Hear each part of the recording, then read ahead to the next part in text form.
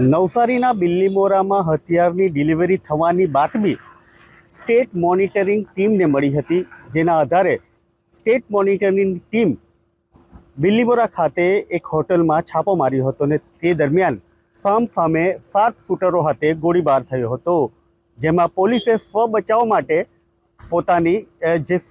માટે સામો ગોળીબાર કર્યો હતો, જેમાં એક ઈસમને વાગી હતી ગોળી અને એને જે કંઈ હોસ્પિટલ ખાતે ખસેડવામાં આવ્યો છે।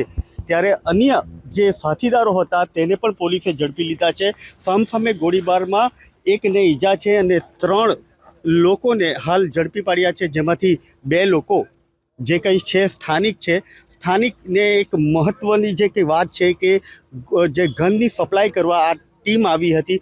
મધ્યપ્રદેશ, હરિયાણા અને અલગ અલગ વિસ્તારમાંથી લોકો આવીને અહીં જે કંઈક ટીમ છે એને જે કંઈક હથિયારો સપ્લાય કરવાના હતા એ હથિયારો સપ્લાય કરવા આવ્યા હતા અને તે દરમિયાન પોલીસ સાથે સામે ગોળીબાર થયો હતો। પોલીસે સમગ્ર જે કંઈક તપાસ છે એ તપાસનો ચક્રો ગતિમાન કર્યા છે અને 3 લોકોને હાલ તો ઝડપી પાડ્યા છે। એક જે ઈસમ છે એ હોસ્પિટલ ખાતે સારવાર લઈ રહ્યો છે અને 2 સ્થાનિકને પણ પોલીસે પૂછપરછ આદરી છે।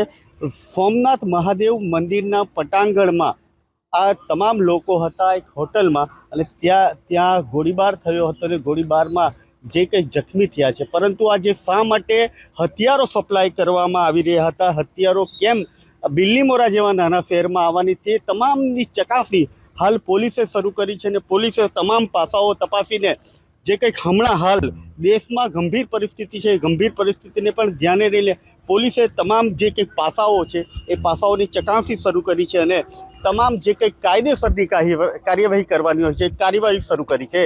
Rakesh Solanki, VTV news, Navsari.